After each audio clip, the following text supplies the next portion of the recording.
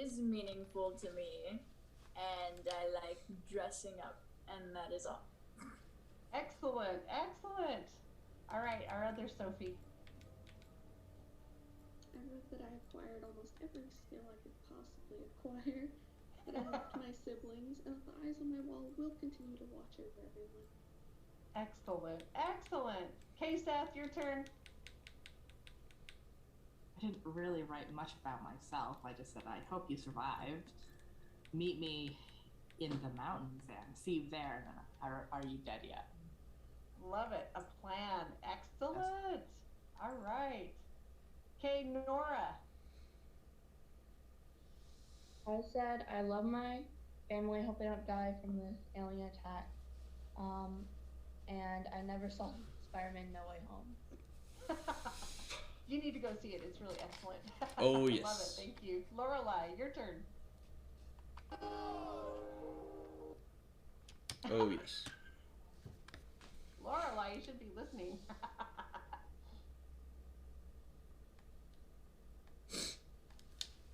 Lorelai, we can't hear you. We can't hear you. You must have killed your speaker. Yeah, with the music. And Nora, don't worry, you're not the only one that hasn't seen the latest Spider-Man. My kids don't know how to be quiet in the movie theaters, so we have to wait till they get into the on disc. Okay, Lola is gonna use mine. Some reason her mic is probably Okay. her Thank you, Joy. Hey, I said I like music, food, and art, Excellent. Oh, wait, I thought you liked horses too. Come on. and animals. Oh, okay, okay. All right, good. Thank you. Awesome. Okay, Isabel, you're next.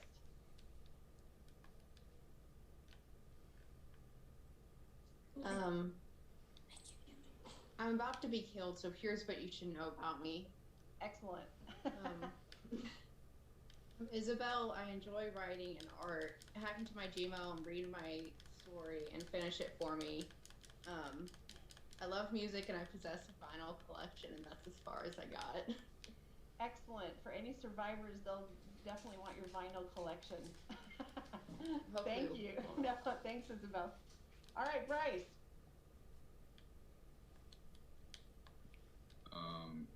So I just wrote down like some bands that I love, like Still Have Glass Bench, Forgotten Angel, 1975, and Green Day. And then like hobbies, like drawing. Awesome. Thanks for sharing, Bryce. Great. Kate Tegan, you're on. Okay, well, what I wrote is the first thing I wrote was "You will burn Russia," and Okay. I wrote "I am great" because I also wrote "I like turtles," and I also wrote "I hope turtles survive." And then when it was 1 minute left, I wrote "1 minute to death. Goodbye. See you in the next life." All and right. then when it was 10 seconds, 10, 9, 8, 7, 6, 5, 4, 3, 2, 1, boom. So I want you to know that if I survive and I can extract your DNA and clone you, I'm going to definitely put you in charge of turtles to see if you can restore them in the new habitat. Awesome. All right, Joseph.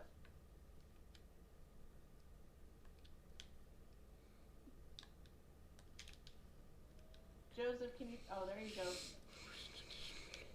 Joseph, will you share with us? I just wrote my name, my birthday. I wrote that I like sports, specifically baseball, video games. If I had the chance, I would like to do something new. Awesome. Yeah, he's potato rubber. Awesome. Thank you, Joseph. Great. Caitlin. So I got on the Zoom meeting after you had explained this, so I'm not completely aware of what we're doing exactly. Oh. All right. So just for fun, Caitlin, the world is ending. and I gave everybody just a couple of minutes to write something about themselves. So why don't you tell us one thing that you would want others to know about yourself, about you?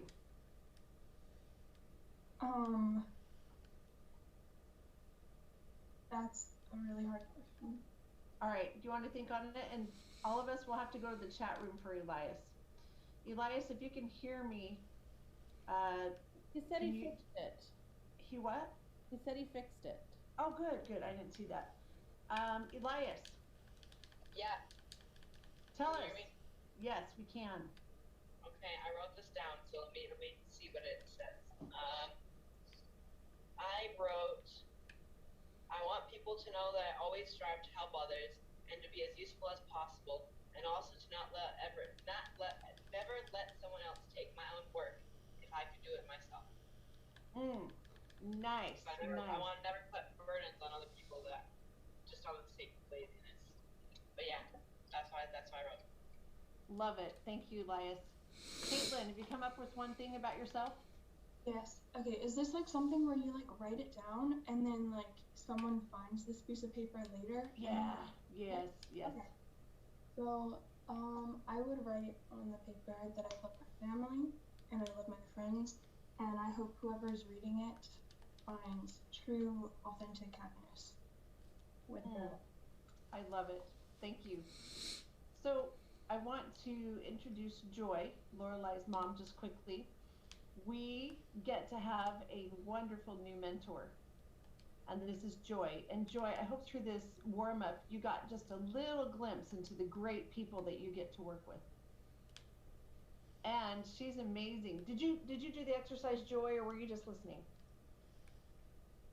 Well, I did some. Can we hear about you? Okay, so first thing I wanted to let those people know that I still have a family in Korea. I do have my mother and father and my older brother and then younger sister. My brother is in America, but I still have family in Korea. If they have to find my paper, I wanted them to know that I still have family there. And then I wanted them to know that I did have a beautiful 6 children and a husband. And one more thing for them to know is that I was very concerned about this world, the othering each groups, and then not treating equally those other groups. Oh, I love that. Love that. Tell them that I died not solving the problem. Yeah. Yeah, excellent. No, that is great. I love that. Thank you, Joy. We are really, just so excited to have you join us, Joy, in this class. And I love working with Nicole. She's pretty amazing, and so I'm happy to be able to work with you. And then today, through this exercise, I hope you caught a glimpse of these great people that we get to work with. Thanks everyone for participating. Did I get everybody? I didn't miss anybody, right? We're all here, good? Okay, excellent. Well, love you all. Happy to be back. I'm going to turn the time over to our great mentor, Sister Nicole, Mrs. Nicole, and we'll go from there. Hey guys, I hope you all finished reading Gandhi. It was fun having whoever I had, I can't remember now, that was a week some ago, to watch the movie. I think we all had fun that went, right? Oh good, one head bob, a couple head bobs, yay! I was worried. I was in Maine. Yeah, you were having your own fun, which is fine. But those of us who didn't have anywhere to go, we had our own fun too. And at least we got to see each other. But now we get to talk about the book. So if you have your Gandhi book, sometimes it's helpful to have it with you when we talk about things. But I'd like you guys to first think about one thing that Gandhi did that really impressed you.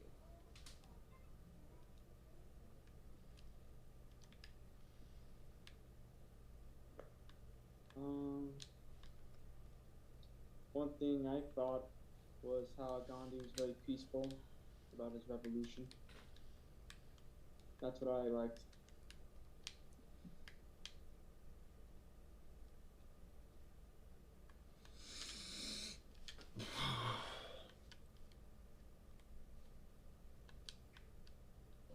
Go ahead, Elias. You don't have to raise your hand. Okay. Well, I've gotten through about half the book because I'm planning a wedding stuff or whatever, but I'll have it finished by a couple days. Anyway, what I thought was really cool is that Gandhi, when he was about to head back to his family in India, near the start of the book, or not the very start, but like he was going there, and then he heard that he was needed in a different area, and he was willing to give up seeing people he's missed for a very long time in order to for the greater good, which I thought was really cool. Yeah, that is pretty cool about him. Okay, who's gonna talk next? Because I'm not doing it today.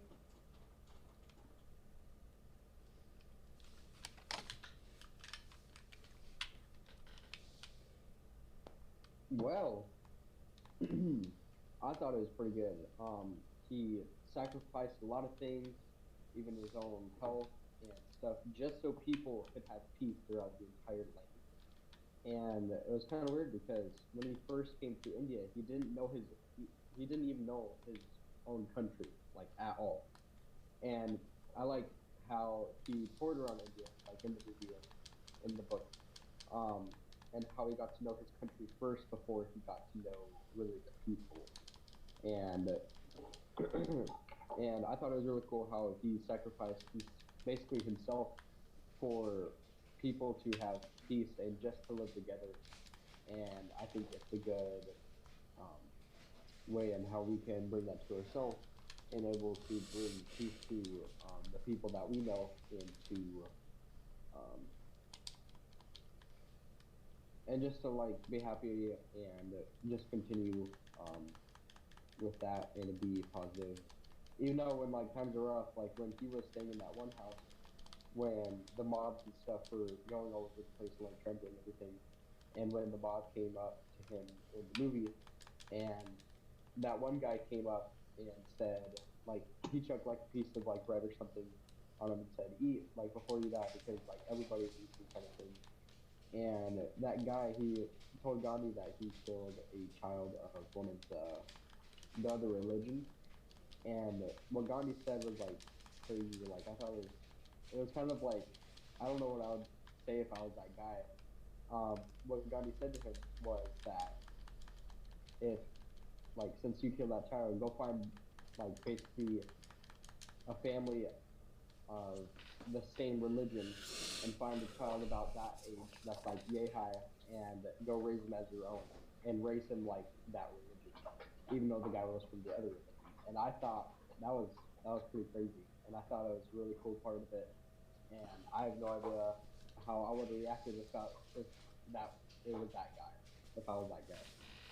And I think the book was awesome, and I kind of like the movie a little more because more action, something to watch type of thing. But I thought it was really just inspiring to see how one person can change an entire country, even though he was basically from nowhere, and yeah, I thought it was really cool. So I'm big into the sci-fi. So for me, Gandhi's like where he got Vulcans from and the Star Trek type stuff. And I'm like, totally peaceful, placid, doesn't hurt a fly type of thing. And I'm like, that's a Vulcan. But yeah, I really liked the words of, like the word. Solomon's famous for, well, let's cut the baby in half to solve the problem. Gandhi took it a step forward. Made it even bigger and better. I like that example you said, Jacob. Anybody else? You can even answer the question that Ms. McKenzie put in the chat too. You're not limited to what you can answer. And you can also add on to what people have already said. I liked how, like, how we watched the movie. I haven't finished the book yet, but how witty Gandhi is, and how he's able to like snake through not getting into prison for a while because of his smart words and actions and stuff, and I find that cool. Yeah.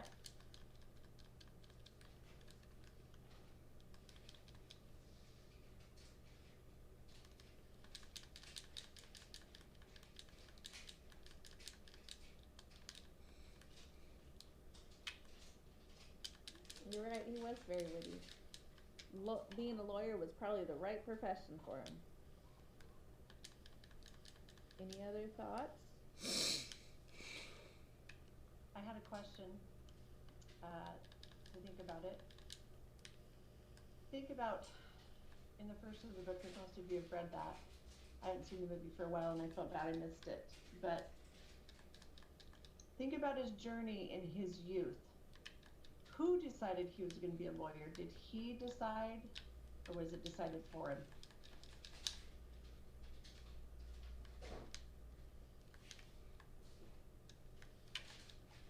I'm a little overwhelmed with all of the answers.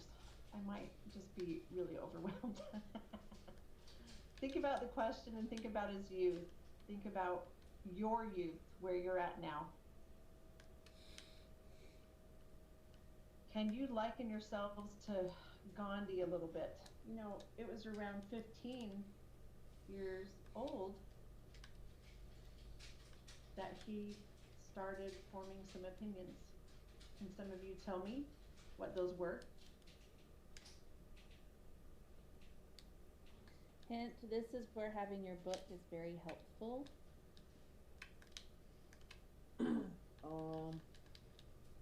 He got some opinions of British rule and about freedom, which will later on help in South Africa, and then even more later on help in India. But he got it from his friend by eating meats. And he also always questioned about the British and why they were so strong and they wasn't. But yeah. David, I really loved what you said. Perfect. How many, so there was one thing that Gandhi said that I liked. Jacob has the book. We both took notes in it and things, but when he was 15, he never really thought about it seriously until he saw the soldiers go by, and then he started thinking about things. His friend talked to him, and then do you remember he had a mentor, his teacher at school that he talked to? Somebody remember that? Thanks, Jacob. I'll find out.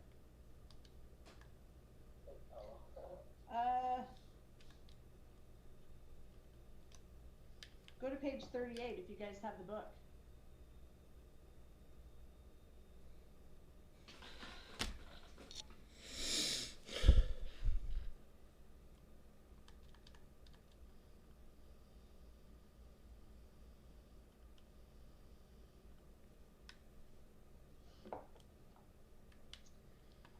So I put in the notes at the top, awakenings of fresh feelings for Hindu religion and other faiths.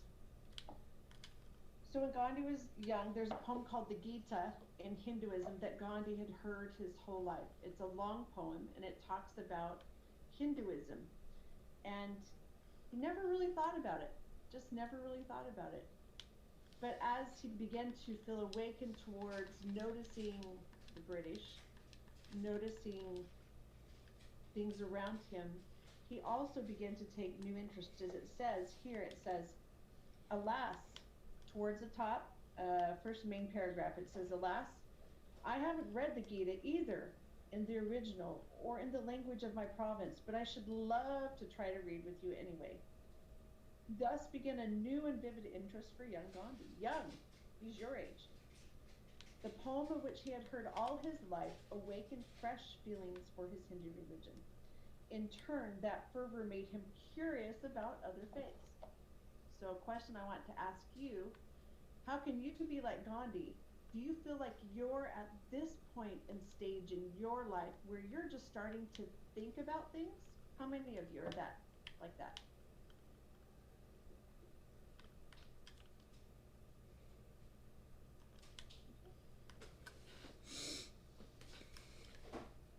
I know when I talk to Jacob sometimes, Jacob, I hope that's okay, he's like, you know, I just never really thought about it. I don't know if I have any feelings about it. How many are you like that?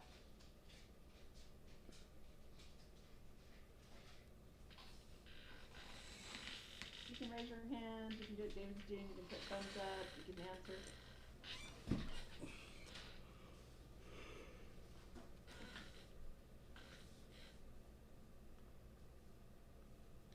So Gandhi was a lot like you.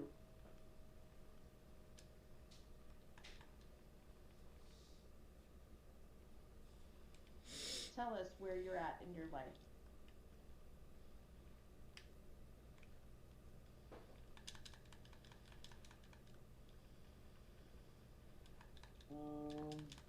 Are you asking everyone? Well, I guess, speaking on behalf of everyone, I think everyone's starting to think what they want. Yeah, Others have a clear idea of what they want. Me, I'm still trying to work it out, but I have somewhat idea. But yeah. So tell us, David.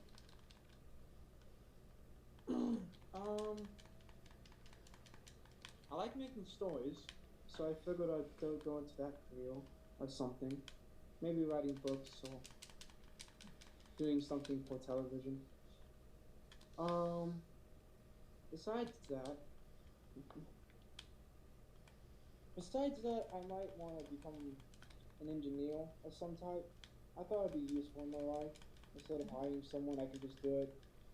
Because that's what my dad did. So, that... Tell me how you're like Gandhi then. Well, there's one thing I like about him and how I relate to him is that I don't really want to go for the optional where it's fighting with each other. I think convincing people to do things and to do the right thing by words is better than using the fist or weapons. And that's what I like about Gandhi, really. He used his words, and he was always very peaceful about his movement, which helped a lot in the long term. Because if you beat a peaceful guy and beat him up, then you're not going to look good. And also, it's just the right thing to do, because you tell everybody else that the only way to do this is to go peacefully. Because if you do it violently, then there'll be lots of blood, and it'll just end up a mess at the end. So that's the thing I like about Gandhi, and the thing I would relate to him. Very nice. Thank you. Isabel, what's on your mind?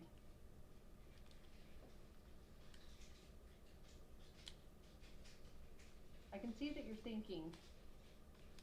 I don't know.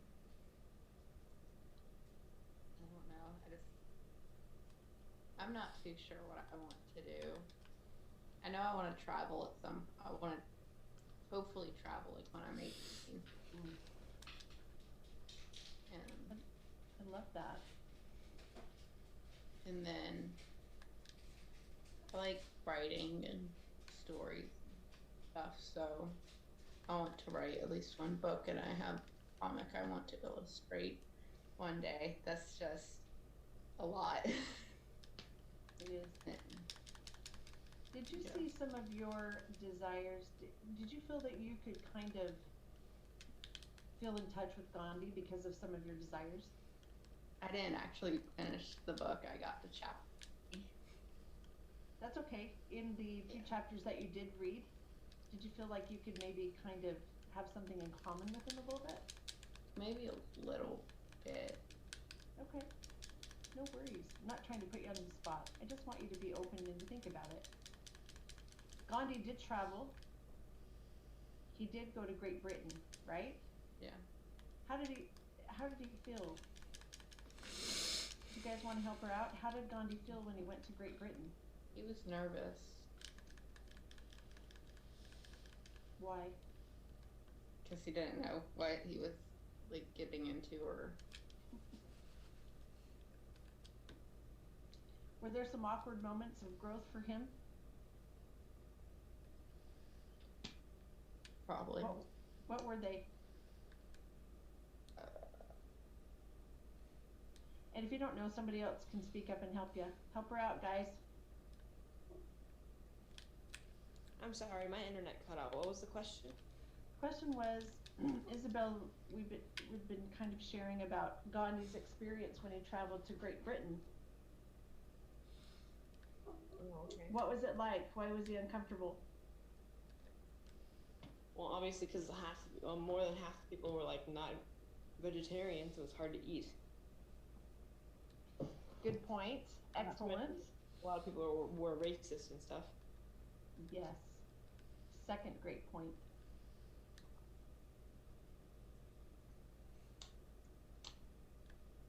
What else?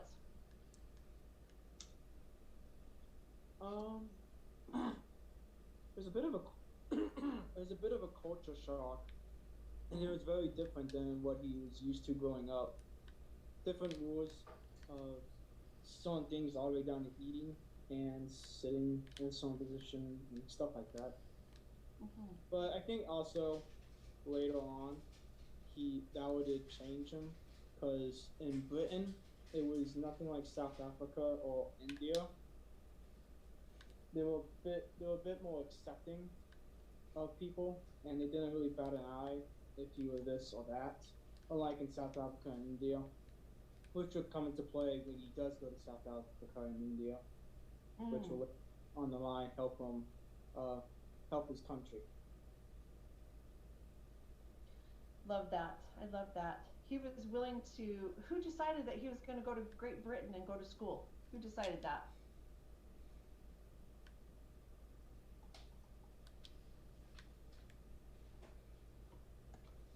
It was like his brother proposed the idea, and then Excellent. Yes. yeah.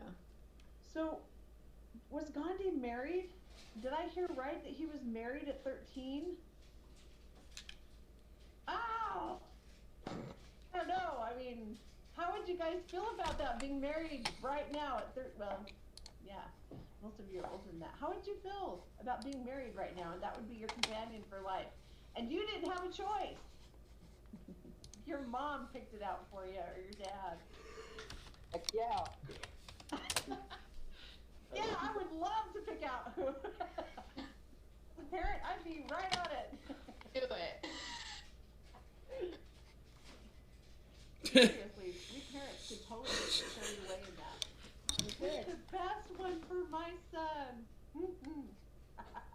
So to go along with your That would be a bit rough. Gandhi and figuring out his life, I don't think he really figured it out till later on when he saw the things that were happening.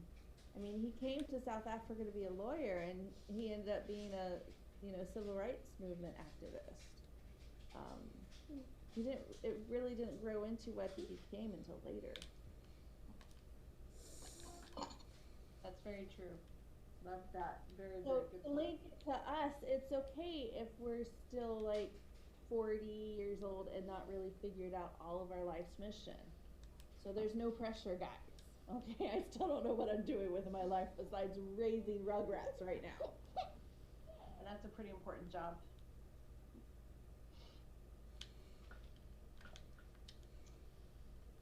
So a lot of his life's decisions were kind of thought out for him. His mother chose his wife.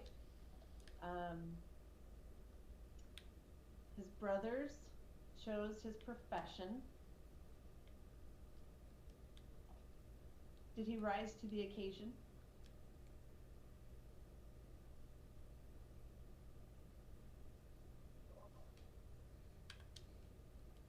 I would say so.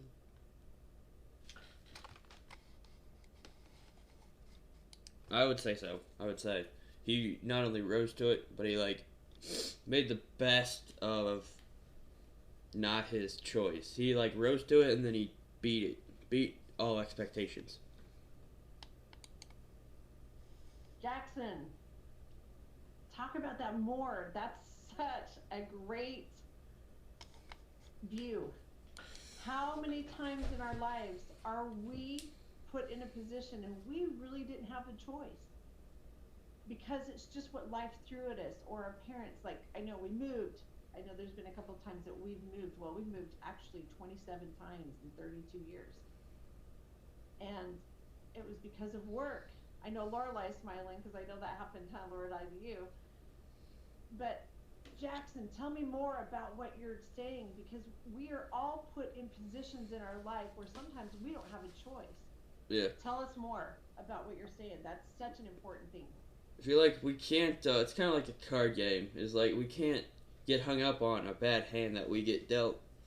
but we just kind of gotta make the best of it and try to do the best we can with our skill sets and our abilities, and the act on the most of our abilities. Love it. Love it. Here's a question. Will our life's mission arrive right now?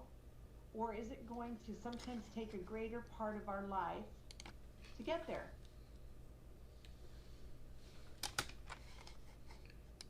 I think the outline, the blueprint of our life's mission will show up in these couple years, but I don't think our life's mission will truly be like completely shown to us until later.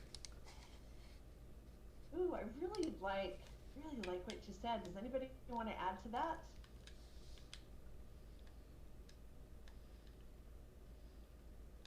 Please feel free to jump in. Normally you guys, okay, David, are you going to share? Okay. Yeah, like Jackson said and what you said, you can't or don't find your life mission on like really fast or automatically. It takes time, and also you still got to grow up and find what you like and then what you want to do, and then either when you're Gandhi's age or a little bit younger or older, you could find your life mission, and it could change maybe from one thing to another. Oh, that's such a great insight, because I was just going to ask the question, David. Do you think that your life mission is just one thing, or could it be many things? Seth, tell me what you're... Oh, sorry, David. You go ahead. Then, Seth, I want you to tell me what you're thinking. Well, go first, David. Yeah. I think many. It can be multiple things, or it can change from one subject to another. Or you can just only have one. It all depends on you. Or if you have ADD tendencies like I have, I don't have the full blown out, but if you do, there's like 10 things that I love and want to do. So, I don't know. Seth, what are you thinking? It can really definitely change, and it can also stay the same. I wouldn't say there's anything too entirely that can stick to, but it really depends on what you want to do. So another question I wanted to ask is, Jackson brought up a good point. Do you feel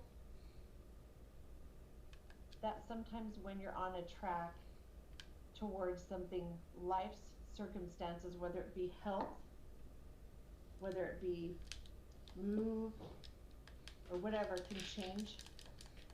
Yeah. Tell me more. Tell me more, because you have experience with that. Well, with moving and stuff, it's happened several times, and definitely I've lived here a long time, and it's definitely changed me a lot. I've been able to adapt kind of to the warmer weather. Still feels really damp here, but it can still change me, and I've made different friends. I've probably made more friends than I had back in Colorado, but that was probably because I was younger. So, yeah. That was a hard move, I bet. Yeah. All right, so we just have a few more minutes, but I really like where we're going. In looking at Gandhi, the whole idea between these colloquiums is to think, how am I like Gandhi? Searching for patterns. Remember in Pyramid, we talked about patterns. And as you read this book, did anybody see any patterns in his life? For every moment that he pushed against inequality, inequality pushed right back. Ha! Excellent. Yes. Go, Elias. Very good. You guys are getting there. What else? What's another pattern? Kate, your turn. Tell us, did you read the book and did you see a pattern?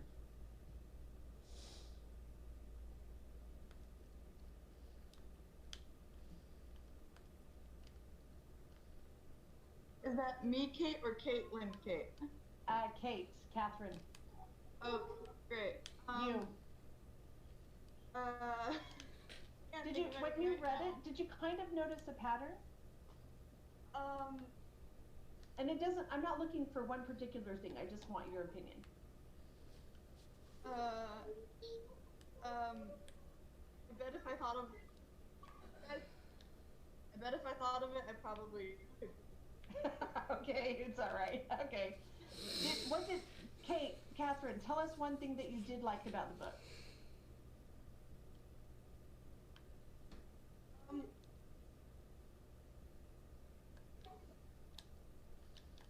It was well written, and I don't know, I think Gandhi's a cool guy. Good. Alright, thanks, Kate. How about Caitlin Sanford? Hello. Did you notice any patterns in your reading? He was always humble, and he never had a reaction, really, like a harsh reaction to anything, because that was against his philosophy. He was always super persistent, and he helped so many people that way. He never gave up, and You said some very, very important points, Caitlin. So I guess the biggest question is, how many of you feel like you could be like Gandhi, or do you feel that forcing is better? Did Gandhi use force, or did he just use what was within his realm of philosophy and beliefs to make a difference? I don't know, what's the question? Is force better than inviting? Why not?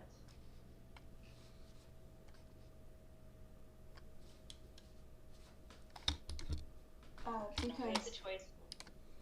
It's okay, just talk. Somebody, yeah, go ahead. Caitlin, go first, then Elias. I was just gonna say that two wrongs don't make a right. If someone fights you with fire, if you fight them with fire, it'll just make the fire grow. And the best revenge, which you shouldn't use it as revenge, of course, because that's, unethical. But if someone bullies you or is mean to you and you're kind to them, they don't know what to do. And they're just like, what the heck? What are you doing? I'm being mean to you. It is. It's on the virtual background. Love it. Thank you, Caitlin. Okay, Elias. When you use force on somebody, it shows to them that they are impacting you, and that gives them power over you. But when you when you use logic and you use your words, then you can wake your way through a discussion. It reminds me of like the example of how Gandhi helped save lots of money by not making it a court case and by solving the two problems at the beginning of the book, solving the two problems outside the court. So basically, it's kind of like that. When you solve a problem diplomatically, then it costs less for both sides. Absolutely. I really, really like that. All right, so I'm thinking about Gandhi. I think one more last question. We've got just a couple more minutes, right, Nicole? Maybe 2 or 3 minutes. Yeah, but I have a question. Yeah, please. So, I don't know if you guys have noticed, but I have noticed in the books that we've read that there has been a pattern of the government infringing on people's rights that we've been discussing. It's happened in Martin Luther, it happened in Patrick Henry, and John Brown, and Frederick Douglass, and now in Gandhi. And so, what skills can we learn from Gandhi to help, because we have rights that are being infringed upon now. I mean, places women don't have a say over what happens to their bodies. We still have lots of other issues too. That was just the first one that popped into my head. How can we use what we've learned from Gandhi to battle the issues that we have today?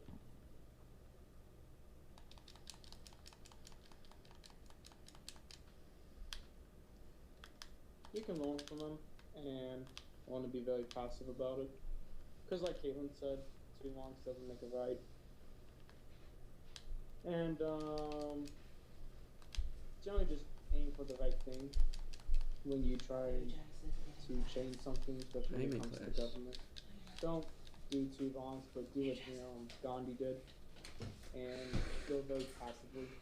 So you're saying if I wanted to say protest the women's rights violations that are happening in different places, that I need to start a fast right now, and that will change everything. Everybody will stop and make sure I eat, right? No, that was his way of doing things. You could say something about it, get more people to know about it. Yeah. The more people know about it, the more it's going to be harder to stop. And it kind of depends on the situation and everything. That was his way of doing things, and it might be a different way for you doing things. Exactly.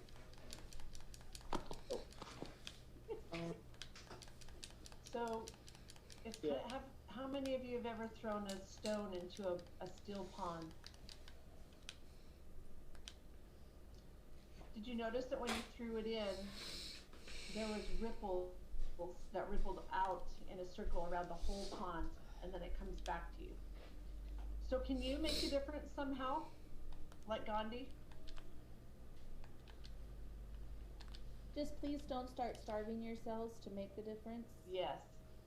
That's Please don't do not that. how we should start. Maybe if we get enough fame, we can end that way, but not start.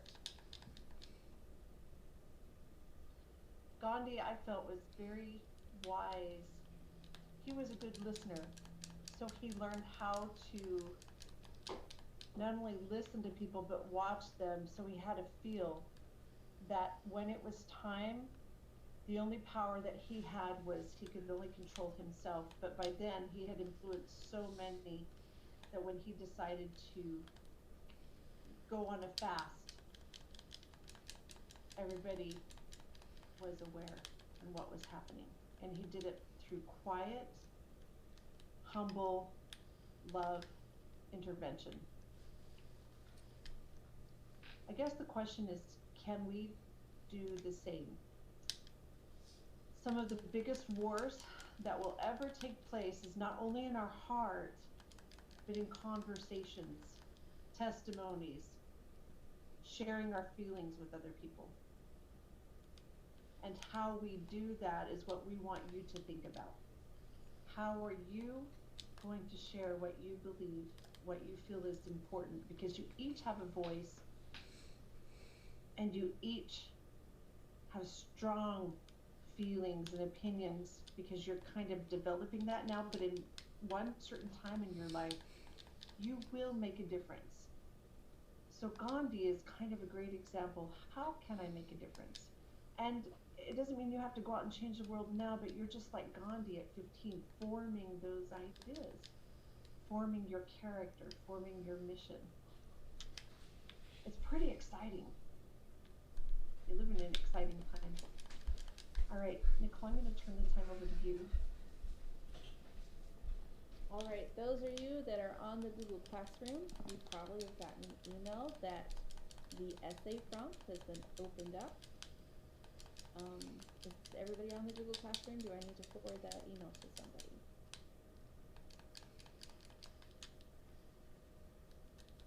Because that's your essay prompt. Oh, no, man. You don't have it? I can get an email saying it's been sent out. Alright, well here's what I'll do. I'll copy. Oh nope, it's not working. Undo, sorry. I put the essay prompt somewhere it wasn't supposed to be now. It's after that, why haven't you sent it? Has nobody? I don't have it either. Okay, I'm sending it right now.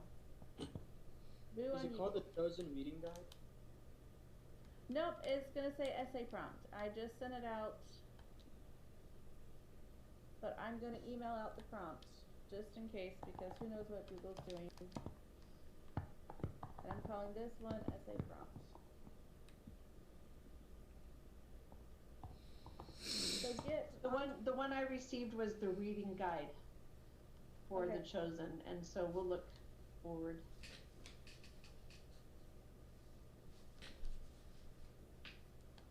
No, Google messed up. I don't know what's going on right now. It's fully assigned.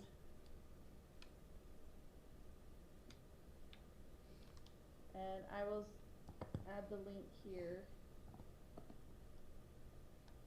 Hey, Lorelai got the prompt. There's the link. Lorelai typed in the prompt. So open up the Google Doc, and we're gonna spend a few minutes just writing about this. This is your this is gonna count as your blue book. So you'll have to share it with me, Miss McKenzie, and Miss Park. Or you could just make it open to whoever has the link and share it with me, and I'll make sure they get it to you. Okay? Does everybody understand what we're supposed to be doing? Got one thumb up, a head nod. Kinda, maybe a little bit. Okay, so since we're not together, we're doing blue books a slightly different way. So instead of me handing out the blue books, we're gonna start it like we would a regular document on Google Docs.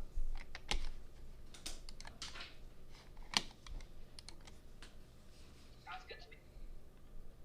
Yep, so you can either email it to me like you've been doing your papers, or email it to us.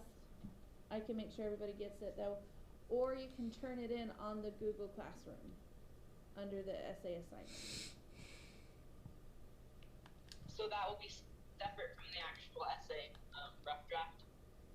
Okay, awesome. Yes, but if you want to, you can put like your blue book at the top on one sheet of paper, and then insert and page break, and start your actual paper below it. So then you don't have to worry about sending another email out later on.